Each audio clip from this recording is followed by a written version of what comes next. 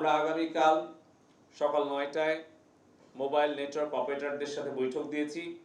সেই বৈঠকে আলোচনা সাপেক্ষে আমরা যত দ্রুত সম্ভব আমরা চেষ্টা করছি আগামীকাল পরশুর মধ্যেই তাদের সাথে আলোচনা করে আমরা মোবাইল ব্রডব্যান্ডটাও 4G নেটওয়ার্কটাও আমরা উন্মুক্ত করে দেব। কারণ এখানে সরকার একা পারে না, এটাও কিন্তু আমরা একটু ব্যাখ্যা দিতে চাই। আপনারা গতকালকে দেখেছেন অলিম্পিক শুরু হওয়ার আগেই প্যারিসে উচ্চ গতির ট্রেন স্টেশনে হামলা হয়েছে, সেখানে সাইবার হামলা হয়েছে।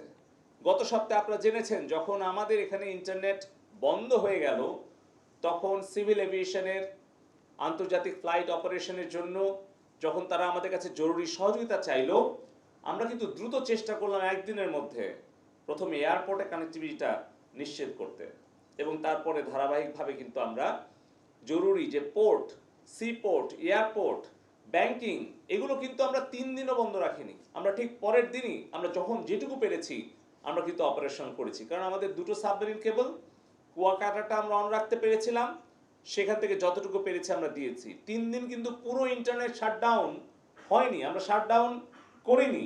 ইন্টারনেট বন্ধ হয়ে গিয়েছিল অধিকাংশ জায়গায় যখন এই ডেটা সেন্টার 3টা নন ফাংশনাল হয়েছে, একটা ডেটা সেন্টার পুড়িয়ে দিয়েছে এবং শত শত কিলোমিটার ফাইবার অপটিক্যাল কেবল পুড়িয়ে দিয়েছে।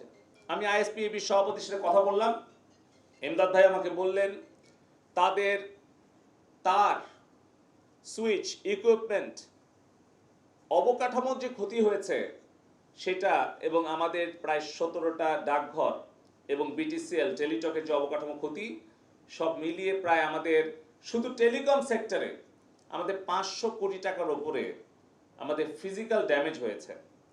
আর যদি এটার আমি বিজনেস ইম্প্যাক্ট ধরি, যে তাদের যে বিলিং বা অন্যান্য যেগুলো পাওনা এবং যেগুলো ক্ষতি হয়েছে, সেটা আরও 500 কোটি টাকা ছাড়িয়ে যাবে।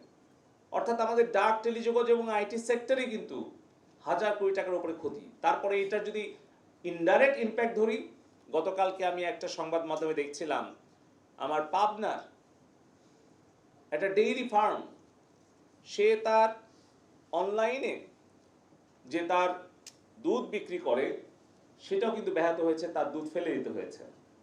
সে এখন ইন্টারনেট ছাড়া তার ব্যবসা কার্যক্রম চলতে পারছে না।